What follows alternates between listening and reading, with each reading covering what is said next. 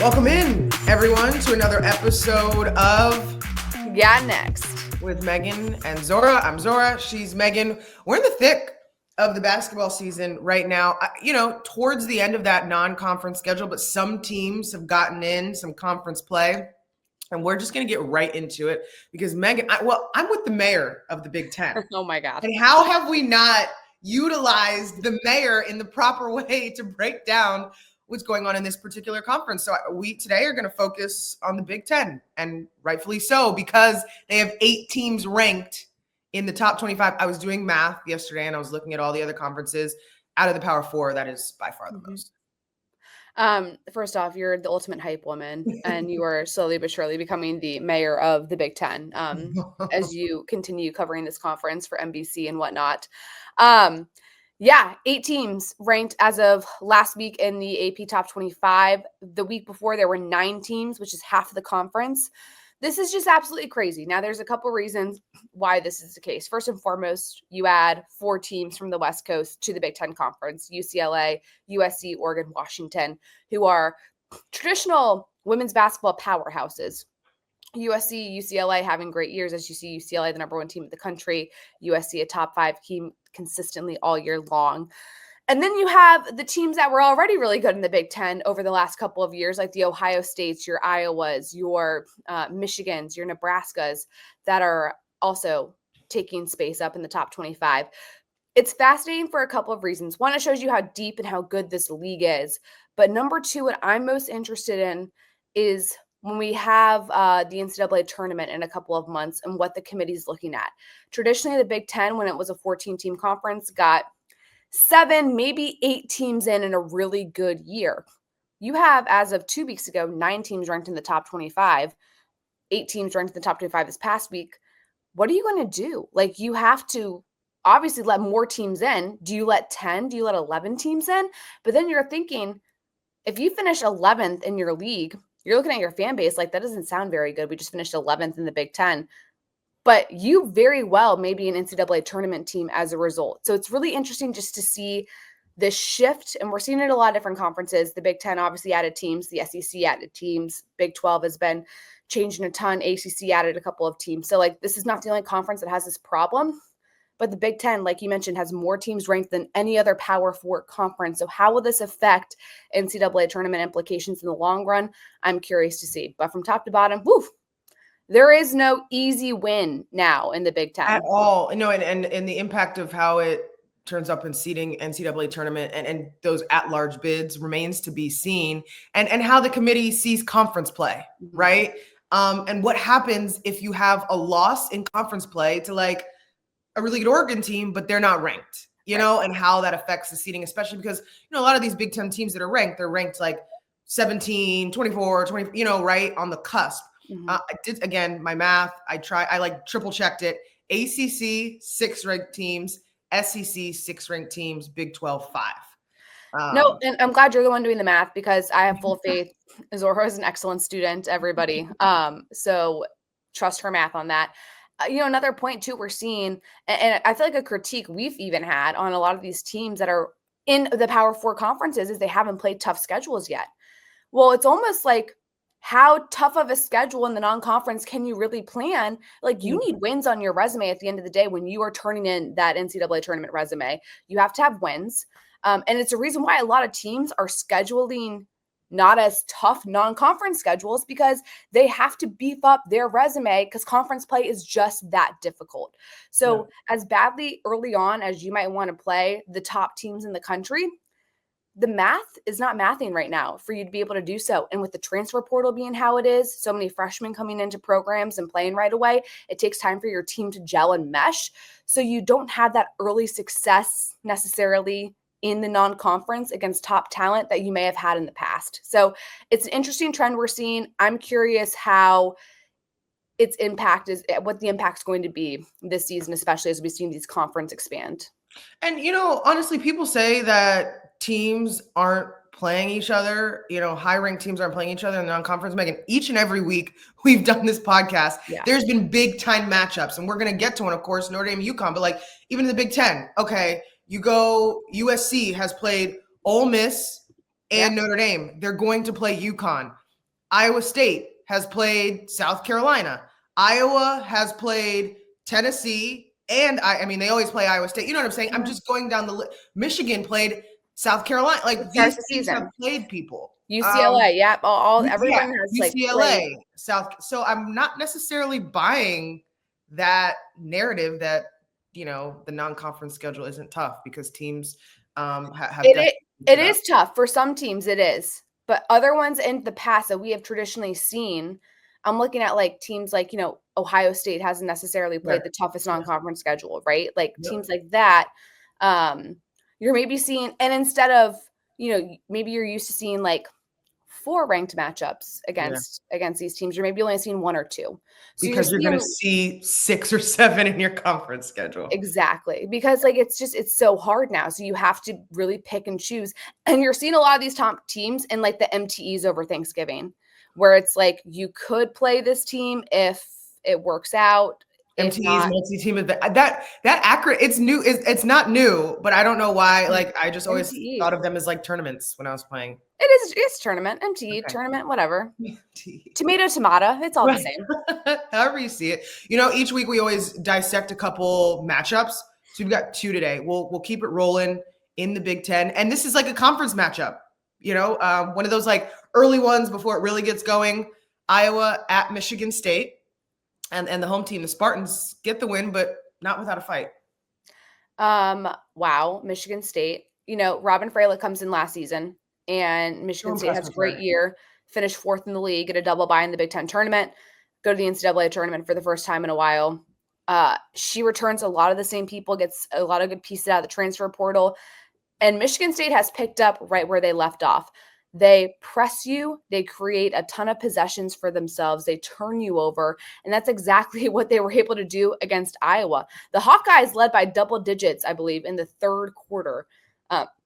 It was absolutely insane to see what Michigan State was able to do with their press, turning Iowa over, getting the lead back, and ultimately finishing this game and winning by 2. So, I mean, a couple of names you got to understand right now for Michigan State, like Julia Auriemma is somebody who has been, I know you're fist pumping, great player, great person to chat with at shoot-arounds and whatnot, but her leadership, being like a super, super senior, has been huge. Grace Van Sluten transferring in for Michigan State, she's been a big piece for them.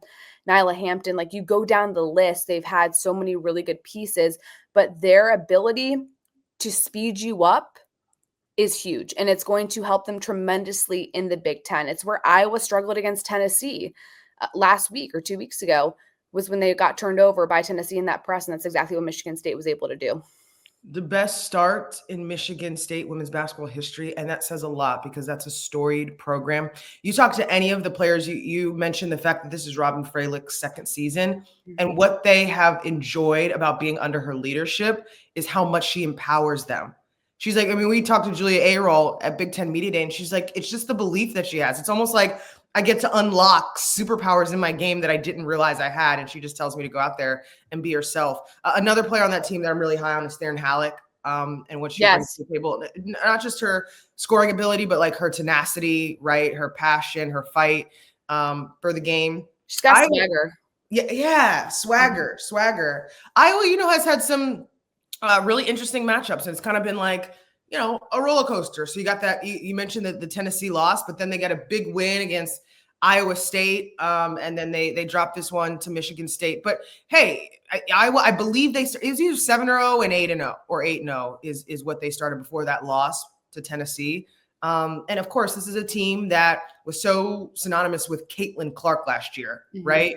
And now it's a group of people that you have to know when talking about the Hawkeyes. And we got a chance to catch up with the newest head coach of the Hawkeyes, Jen Jensen, and their star center. I would say center, actually, Hannah Stuelke's playing 4 this year, the 4 position. So let's see what they had to say prior to the season.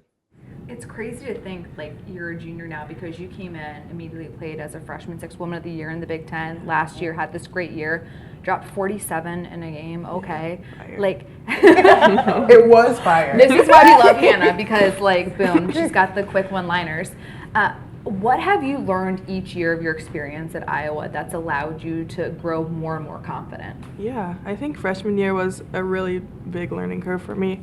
Like the first half was just not good. I was confused everywhere I went. So then, like sophomore year, it was a lot easier. I played a lot, so I think getting that experience was really crucial, especially for this year.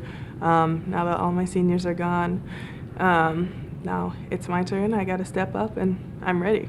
Not just new players, but also a new head coach. I mean, Coach Jan's not new, but she's new in this role. And you worked so closely with her when she was the associate head coach. What's it like now that she's the head Hawk? Yeah, not a lot has changed. It's just she's like the face now, and you go to her for everything, and which I did before.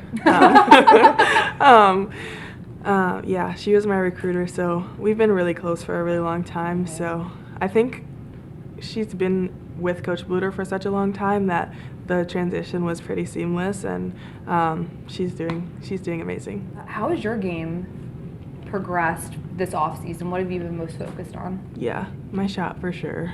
3-point, free throws. We're gonna see some 3-pointers? I don't know. She just shushed us, folks, Yeah, by the way. it's like, you gotta wait and see. Secret weapon. Hannah Stuelke, always so lovely to chat with her, our pal up in Iowa. But I tell you what's been interesting about talking to Jan Jensen this season as games have started to progress is she's talked about how we are a new team, first off, obviously, adding Lucy Olsen, of course, to the starting lineup, and she's kind of come in that point guard role to be that impact scorer. It's taken her a little bit of time, but Lucy Olsen slowly but surely is getting more and more comfortable within the offense for Iowa. She's starting to, at first, Coach Jensen said that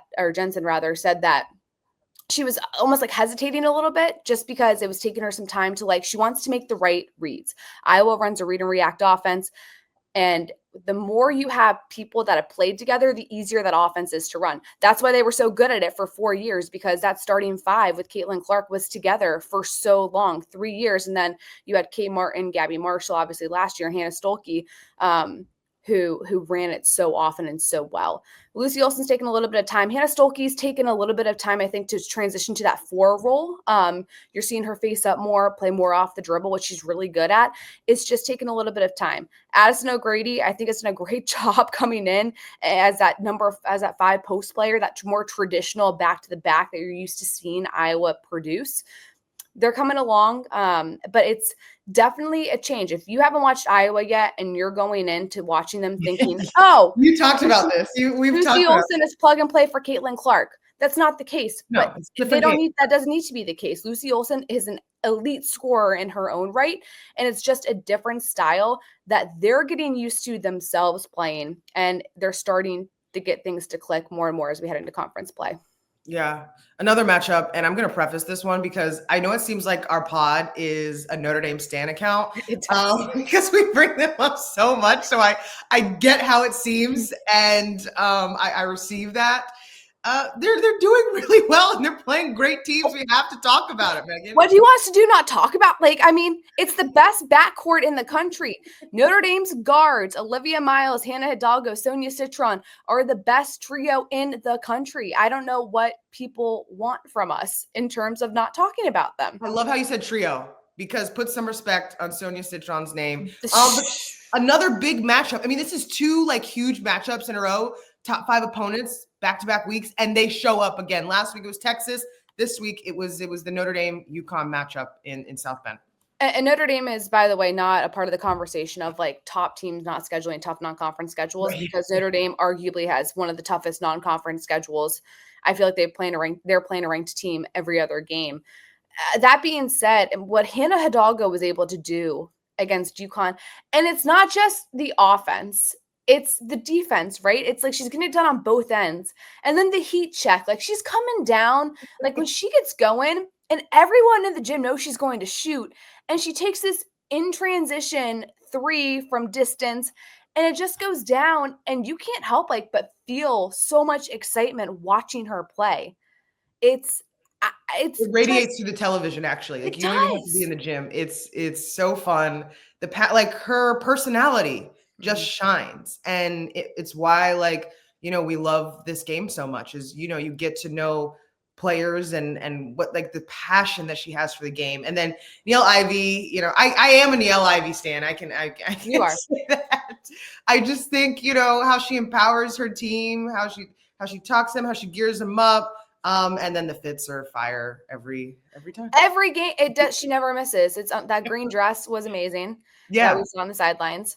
Yeah. And I do to bridge this real quick. And talking to Niele Ivey, I did their Purdue game earlier this year, and she, you know, just sung the praises of Sonia Citron. Yeah. And Sonia Citron flies under the radar a little bit because, you know, obviously like Miles and Hidalgo take up like that, all that hot scoring power that everyone loves to talk about. What Sonia Citron does, she is so smart and patient on every possession. She rarely makes a mistake. And then defensively, she is so good. It's cutting down angles. It's understanding, like, KYP, know your personnel, but it's also like forcing your opponent into the help. Like, she makes every right read defensively that you dream of as a coach, a player being able to do. She is their X factor and someone who doesn't get enough credit. And I just want to give a shout out to Sonia Citron because, boy, is she fun to watch play. Rightfully so. Silent Assassin is with the coaching staff there in South Bend, refers to Sonia as, it's perfect time now to bring up your power rankings. I haven't seen them actually. What changes have been. I'm guessing though UCLA is still one. Yes, it's a good guess. Okay, but it's okay. Yes. So what's the rest of the four? And you've got Notre Dame at 5. Okay, let's pull it up so we can see. Because I always forget. I send them in and then I always forget. As predicted, UCLA stays at that number 1 spot, but we've got a shift with UConn and Notre Dame because of that matchup. I love these power rankings because they I'm sarcastic. Just kidding. Yep. No, here's what makes them difficult is, you know, these teams, there's so much happening within a given week. And obviously you see some of these ranked matchups that Notre Dame's been playing, and then to knock off UConn the way they did, I skyrocketed them up to 3.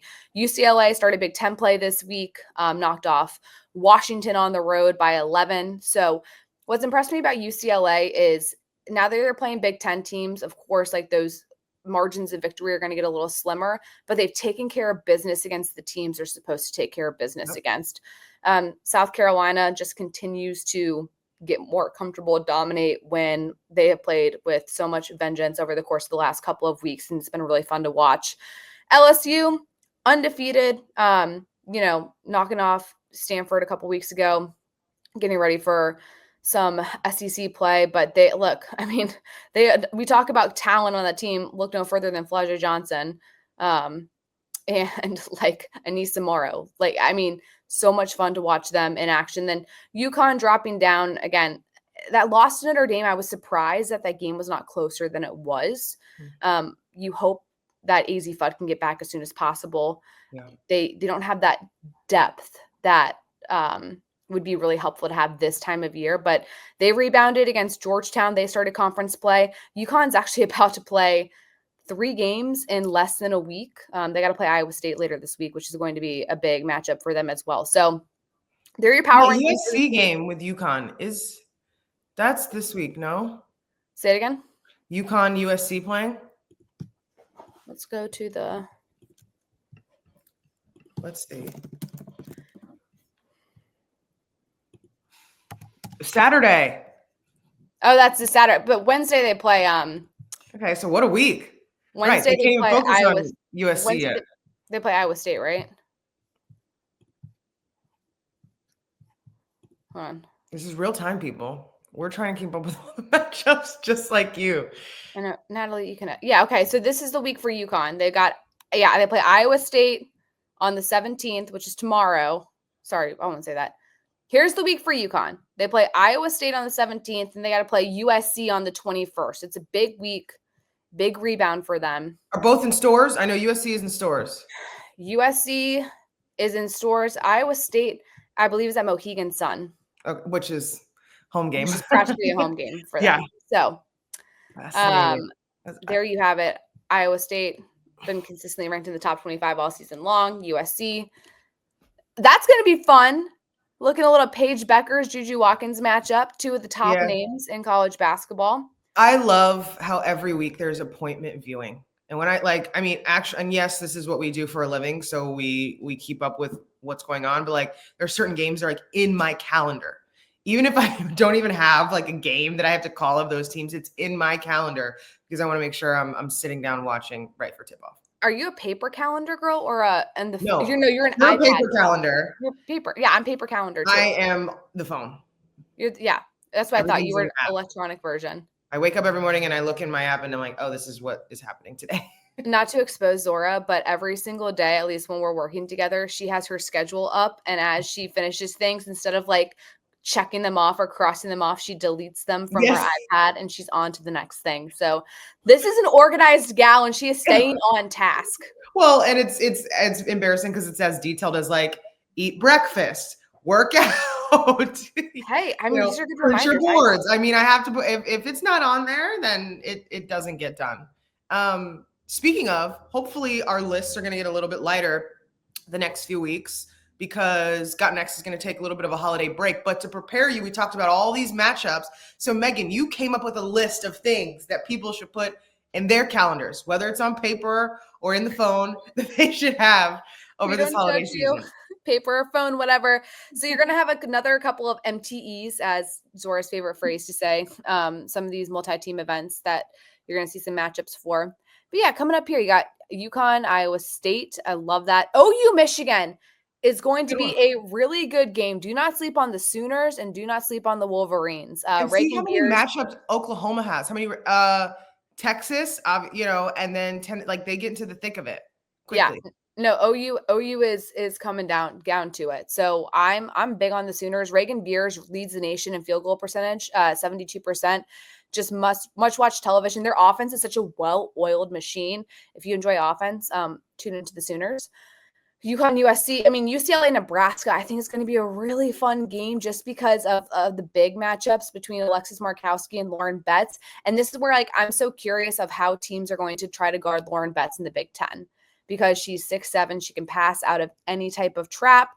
I just want to see how teams are going to play the Bruins because they have so much depth and they're balanced. OU Texas, baby. That's a big rivalry. UNC Notre Dame, Tennessee, Oklahoma. Tennessee is one of the most fascinating teams in college basketball to me. I think we've discussed this now a little bit at length on this podcast. Love their style. I find their style fascinating. I think I would hate to play in their style personally just because I'm in my 30s and out of shape. And we don't fit in it right now, man. I would last like a half possession maybe. but that's all you have to. I mean, she subs. Coach Caldwell subs in and out frequently, so maybe we could last a little bit. In our state, we might be able to tap in. I'll take it to half court. You can take it the second half of the way. But no, look, just great games overall. And we're starting conference play up. The Big Ten starts conference play that weekend of the 29th, 30th. SEC starts conference play right after the new year on the 2nd. ACC starting conference play. Everybody but the SEC, I believe, has already played at least one conference game or they're about to. So that's going to be a lot of fun too. Just continue to tune in and watch some great talent. We started this podcast saying there's 3 seasons. You've got non-conference, conference, and then postseason. So we're getting into that second season. As you know, every week on the pod, we have a moment for On Her Turf, which is NBC's women's empowerment brand. And what caught my eye this week, Meghan, was all the alum, and it sparks because we've seen it over a couple of weeks, but with that Notre Dame UConn game, the amount of Notre Dame legends that showed up in South Bend, Indiana, that are not from Skylar Diggins is from there, but everybody else is not. And they made it worth their while to not just go, but to spend time with the team, work out. Of course, we saw the same thing when Geno broke the college basketball wins record. Dozens of his players show. I mean, it just proves, and we've talked about how special college basketball is, that experience, how unique it is, how it's something that sticks with you. Your friends in college are your friends for life. And kudos to these programs. The coaches are doing so much more than leading teams with X's and O's. Right? They're setting people up for life. And you can see how much their experiences on this campus mean when they take time to come out and come back, especially during the holiday season. Yeah, and I love seeing the relationships that these players have the WNBA players that we see come back have with the current team, and just being able to be a guide for them. And, watching Skylar Diggins Smith and Hannah Hidalgo interact after the game, that clip that got posted. These are pros who can teach these college students how to be a pro, which is such an advantage to have. You see like Arike Gumbawale, Jewel Lloyd, Marina Mabry was there. Obviously the UConn crew and the W goes deep. You don't have. Yeah, that's like next level. Yeah. Like half of Maya Moore's face, and then you have Rebecca Lobo, and then Diana Taurasi Diana Taurasi's ear and bun in the background. It's their lineup. Their alumni game is, beats everybody. Everybody win else an Olympic, medal. 100%. But it's so cool to see just the passion that these now WNBA players still have for their college teams. And we see the trash talking going on with the Aces. Anytime Asia Wilson has South Carolina play against a current Aces teammate of hers, and when she's always posting on Twitter hey, got to get you a new outfit to wear. Yeah. There's a lot of pride, and it goes to show you the coaching and the relationships that these players still have with their coaches as well, that they want to continue being invested in these programs that helped build them and get them to where they are. Yeah. Up next is Got Next, which you spearheaded this week. I think just heartwarming moments on each coast, right? You've got this little girl in West Virginia who has stolen everyone's hearts. She was so fascinating. And then what we do have footage of is a special relationship between JuJu Watkins out at USC and this young girl named Amani. And, they met over a year ago and have reconnected. Amani is an honorary Trojan now. She's so cute, and seeing them interact together, and Amani has her cute little JuJu bun as well. I mean, yes, the bun. How adorable is this? And it just goes to show you, see it and you can be it. And you have all these young girls now that are just absolutely loving women's basketball and seeing these players. And this is who now she's looking up to as her idol at such a young age. And it's amazing that she can wear a Slam t-shirt, and there are Slam t-shirts with women's basketball players on them, things like that. I love this story. I mean, high fives for everybody. Yeah, now she's ingrained in the team. And it's a perfect time for us to plug JuJu's docuseries that's on Peacock. Why it came to me is because of the bun. I'm wondering if JuJu's mom did Amani's bun, because if you watch the docuseries, JuJu goes in depth about the evolution of her bun and how her mom actually does it before every single game, which I think is a precious tradition that they have. But On the Rise, JuJu Watkins, it's all on Peacock. It really is a phenomenal, bun aside, it's a phenomenal series that gives you a great look into the transition, right? So you have JuJu in high school, and then now it goes into her first year at USC and what that is like. Freshman year is hard. It's so hard. And to see not just, obviously the play on the floor, but the off court part of it as well has been really interesting. There's a lot of pressure when you have all of these famous people, influencers, celebrities, knowing your name, investing in you, wanting to watch you, talking about you. There's so much pressure, there has to be, that comes with every single day having to step up and perform. And I feel like she does this with so much grace every single time she steps on the floor. And this was such a cool behind the scenes look at how she's getting it done. Yeah. And she's so kind too, I'm really impressed with that, how kind and humble and down to earth she is. Her game is loud, but JuJu the person is not loud, And the branding with the bun, by the way, to be so young and have that type of brand and have that type of forethought, I feel like I think the doll should be next, and I would buy it. I don't even need the hookup on 100%. It. I'll buy it. Yeah, 100%. Put it in our background. Yeah, right. Yes. Yeah. Happily. Yeah. Look at her mom. Anyway, those are sweet moments. As we mentioned earlier, we have families that we care about, so we are going to take a couple weeks. We will be binging basketball, though. There's a lot of it going on over the various holidays. So we will. Oh my gosh, Meghan, this is our last episode in 2024. It's crazy. We've started this venture together. It's been so much fun every single week chatting with you about one of our favorite subjects. And happy holidays. What are you doing this holiday season? Ooh, a little bit of everything. I will see you this weekend, which is very exciting. And I'm grateful to, spend time with my family. And my husband is from Toronto, so we're going to go see his family up there Yeah, I do want to have a moment of gratitude because this, Meghan, oh my gosh, this time last year, we didn't even know each other. Isn't that Think insane? about that. Like, we like had each other's numbers and bonded yeah, over. we knew we were gonna like work together in Yeah. January.